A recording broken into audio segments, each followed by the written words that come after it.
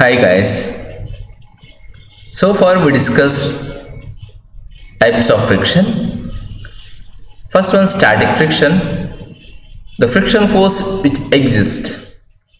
So we represent that static friction F suffix S is directly proportional to normal reaction force R. So F suffix S is equal to mu times S times R. So here mu S we define as coefficient of static friction. And we define one more, the maximum static friction, we call it as limiting friction.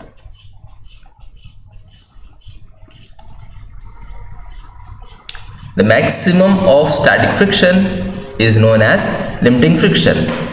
The important thing is that the limiting friction is greater than static friction. And after that we define kinetic friction. If an object is moving, the moving objects having kinetic friction, we define that mu suffix k which is equal to, f of k which is equal to mu suffix k times normal action force R. So here mu suffix k is known as coefficient of kinetic friction.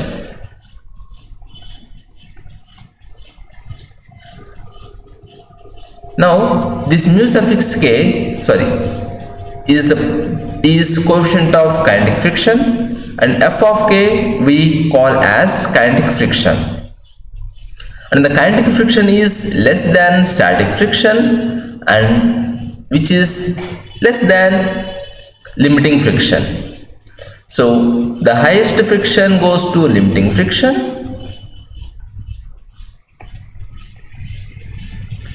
then after static friction, then after kinetic friction. So far we covered these many, and we have one more type of friction, so that friction known as rolling friction. So how we define rolling friction? So a force of friction comes into play when a body rolls over a surface. Suppose this is a body having a radius r in the shape of a circle or a wheel you take. It is rolling over a surface. So this is a surface. So between this object and this surface there is a force of friction. So this force of friction we call as rolling friction. So the force of friction that comes into play when a body rolls over the surface of another body, which is known as rolling friction. Example, when a wheel rolls over a road, rolling friction comes into action. So all the tires of vehicles, they will exert a friction known as rolling friction. Now to write the rolling friction expression, the rolling friction F suffix R is directly proportional to R. So here R itself is normal reaction force. So this I will take radius as a little r and normal reaction force as capital R. The rolling friction is directly proportional to normal reaction force.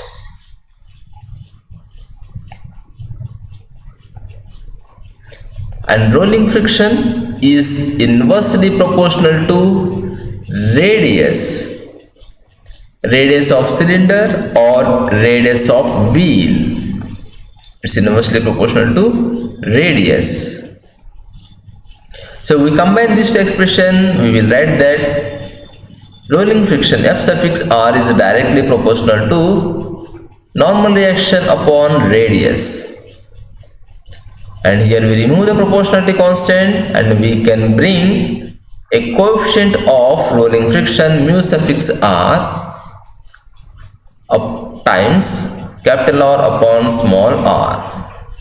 So here mu suffix r we call as coefficient of rolling friction.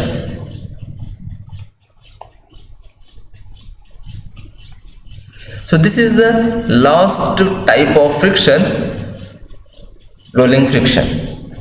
Suppose if you make order of static friction, kinetic friction and rolling friction is very much less than the kinetic friction, and kinetic friction is less than static friction, and static friction is less than static friction maximum, which is known as limiting friction.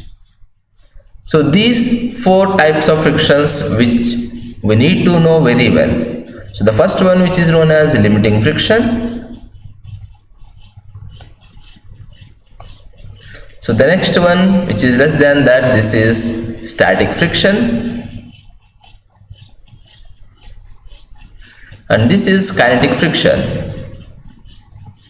Last one, which is the least, which is known as rolling friction. So rolling friction presents for rolling objects which are roll, and kinetic friction present moving objects. So kinetic friction is responsible for objects to comes to rest, and static friction is responsible object at rest. And to move the object, we need to over the maximum static friction, which is known as limiting friction. So this is all about four types of frictions.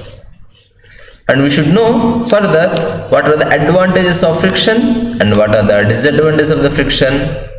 How friction will be helpful. Sometimes we need the friction is necessary. Without friction we cannot walk. So that's the reason if oil expels, we cannot walk on the surface because there is no friction. So to overcome that, we need to spread sand.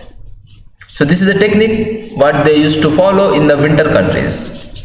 So winter, almost all roads are occupied with the snow. So to increase the friction, they need to do certain changes, otherwise it is very difficult to move.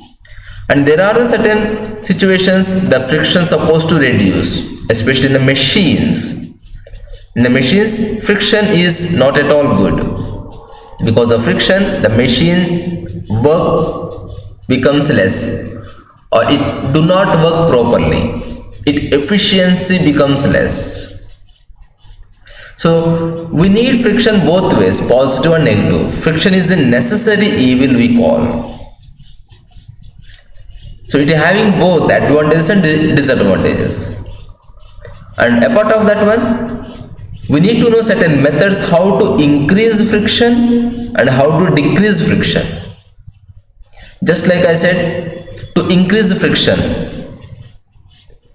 So in the rainy days, the surface becomes mud. So in that case, to increase friction, what we can do, we spread some gravels that help us to increase friction. Similarly, to decrease friction, we are having more rough surface to make it smooth. What we need to do that? We need to polish. So there are certain methods to increase friction, there are certain methods to decrease friction. And like that, there are certain advantages of friction, there are certain disadvantages of the frictions. So these all points we should know regarding altogether about friction.